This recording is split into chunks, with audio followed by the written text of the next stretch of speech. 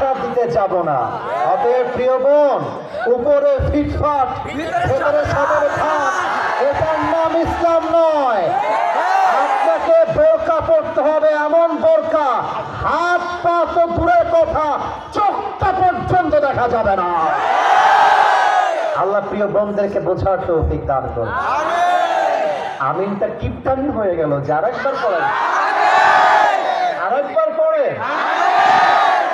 শেষ কথা আমার যুবক ভাইদেরকে বলেই তাফসীর শুরু করতে চাই। যুবকরা রেডি আছো? আমার কথা কি বোঝা যায়? এক নাম্বার কথা, যুবক ভাইয়েরা তোমাদেরকে বলতে চাই, তোমরাই আমার দেশকে স্বাধীন করেছো, তোমরাই আমার দেশ থেকে স্বৈরাচারকে বিদায় করেছো, তোমরা আমাদের গৌরব, তোমরাই আমাদের আগামীর বাংলাদেশ।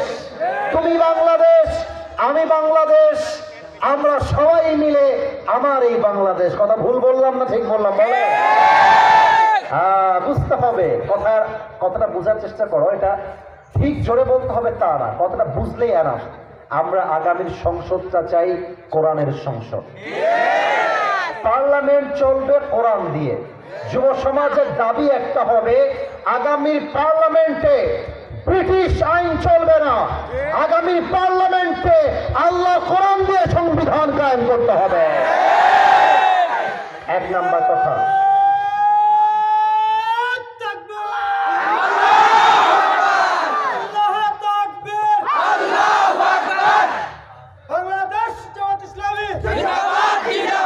মাশাআল্লাহ,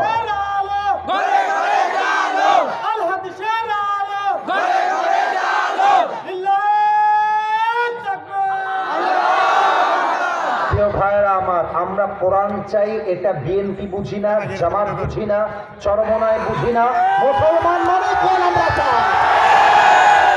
দুই নাম্বার কথা বলতে চাই, আগামীর সংসদে আমরা কোন নারীকে ক্ষমতার চেয়ারে দেখতে চাই না, একদমই চাই না। আমরা দেখেছি